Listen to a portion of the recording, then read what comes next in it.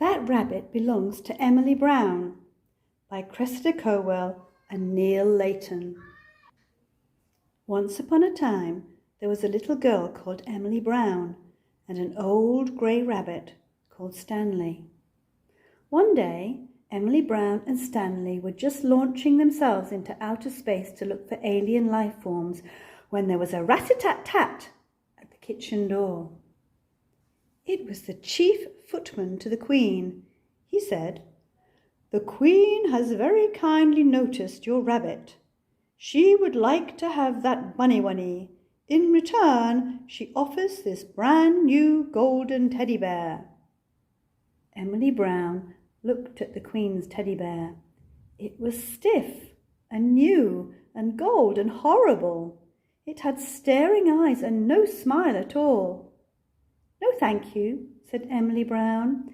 "This rabbit is not for sale, and his name isn't Bunny-Wunny. It's Stanley." And Emily Brown shut the door politely.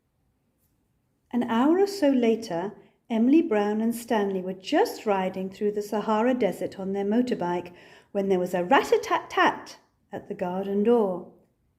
It was the army. The captain saluted and said, "Her Most Royal Highness Queen Gloriana III greets Miss Emily Brown, and she would still like to have that bunny-wunny. In return, she offers her the brand new golden teddy bear and 10 talking dolls that say, 'Mama, Mama.'" Emily Brown said, "I don't want 10 talking dolls. I want my rabbit. And his name isn't Bunny-Wunny, it's Stanley."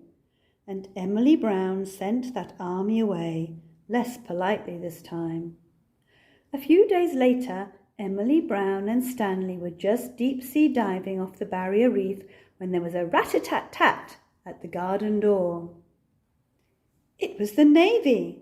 The Admiral saluted and said, "Her Most Glorious Royalness Queen Gloriana III greets Miss Emily Brown, and she would like you to hand over that rabbit at your earliest convenience. She points out that she is the poshest person on the planet, and Bunny-Wunny will be much better off with her. In return, she offers you the brand new golden teddy bear, 10 talking dolls that say 'Mama, Mama,' and 50 rocking horses that rock forever." "I don't care who she is," said Emily Brown. "This rabbit belongs to me, and his name isn't Bunny-Wunny, it's Stanley." And she sent the Navy away. A few weeks later, Emily Brown and Stanley were just climbing through the Amazonian rainforest when there was a rat-a-tat-tat on the garden door. It was the Air Force. The wing commander saluted and said, "Her Excellence, the Most Mighty Queen Gloriana III greets Miss Emily Brown and says she must have the bunny-wunny right now, or she will not answer for the consequences. In return, we will give her a brand new golden teddy bear, 10 talking dolls that say 'Mama, Mama,' and 50 rocking horses that rock forever, and all the toys she could ever desire." Now Emily Brown was fed up. She sent that Air Force away, and she pinned a big notice on the garden gate that read, "This rabbit is not for sale, and his name is not Bunny-Wunny, it's Stanley." Signed, Emily Brown. A few months later, Emily Brown and Stanley were lying fast asleep in bed, dreaming of all the adventures they would have the next day, when there was absolutely no noise at all at the door or the gate or the window. Shh. Silently in crept the Queen's special commandos. Shh. And they stole the rabbit that belonged to Emily Brown. When Emily Brown woke up the next morning for the first time in her life, there was no Stanley. Emily Brown was so cross. She knew just what had happened. She marched straight up to the palace on the hill. She knocked on that naughty queen's front door. Rat-a-tat-tat. Emily Brown ran into the palace, and there was that naughty queen crying like anything. The first thing she said was, "Thank goodness you've come, Emily Brown. There's something wrong with Bunny Wunny." There was indeed something wrong with Stanley. That silly, naughty queen had put him in the royal washing machine all night, and he'd come out an odd pink colour.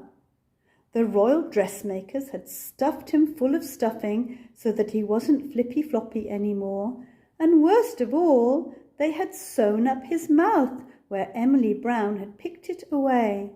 And Stanley wasn't smiling any more. Stanley was miserable. "Oh, Emily Brown, is there anything you can do?" asked the silly, naughty queen. "There certainly is," said Emily Brown. "I shall take Stanley home." That silly queen started crying harder than ever. "I have all the toys in the world, but none as nice as Stanley."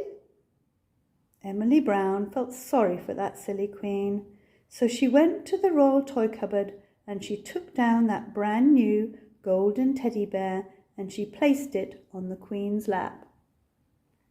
Emily Brown whispered so that no one else could hear, "You take that horrid brand new teddy bear and you play with him all day. Sleep with him at night. Hold him very tight and be sure to have lots of adventures. And then maybe one day you will wake up with a real toy of your own." And Emily Brown and Stanley went home. Goodbye, Miss Brown. That was the last Emily Brown and Stanley heard from that silly naughty queen for quite some time.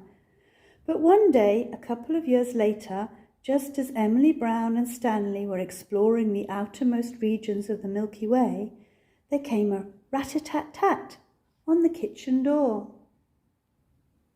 It was the postman with a letter for Emily Brown, and it just said, "Thank you."